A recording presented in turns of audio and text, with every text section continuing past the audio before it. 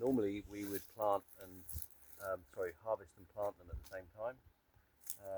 So for example, if you look in here, you've got loads of small potatoes, yeah? So we would normally put these back and just harvest all the sort of anything bigger than an egg, a chicken egg. Our soils are incredibly organic rich. There's a lot of carbon, and compost and stuff. So we're actually we're not growing. We don't use the subsoil unless what gets mixed in with the compost. You can just do it by hand, yeah. In fact, let's get this plant up. So these small ones, I'm just because I don't want these potatoes, so I use these as seed potatoes, yeah. So they're thrown to locations. So I'm now going to throw these to where I actually want potatoes, because I don't want potatoes growing underneath the raspberries. It doesn't really work very well. So while we're here, we actually, because we try not to have to weed and get in here and squash the soil and all that. But when we're coming in here doing this and impacting everything, we're pulling all sorts of things out. We're pulling out things that we don't want. So if we come across a bit of bindweed, that goes over there and it will eventually go to the animals. Creating a mulch layer in composts as we're riding on top of the clay, we're ignoring it in a way.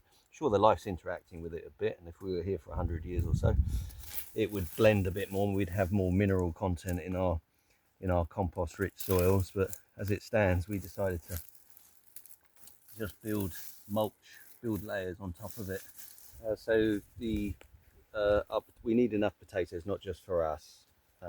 We also feed it to the pigs and the chickens. It gets mixed with stinging nettles and other stuff to increase the protein. They're cool. I can actually feel how this acts as an insulation, yeah? Really keeping these at a nice cool, so they're in very good condition, even though the plants have died off. There's no sprouting, there's no trying to sprout and grow, even though that we're in August. So definitely the mulch has got multi-uses. Hasn't rained in a long time and it's still damp here. Look, I've got worms and things acting on this soil. Look, we've got worms. The soil's still alive here, yeah? If I go deeper down, look, I can feel it. It's cool, it's damp, yeah? I mean, it's been one of the driest summers as well. And we're not bringing water to this. It's just from the winter rains, and so having this vertical column of organics really locks in a lot of water, part of our landslip mitigation as well.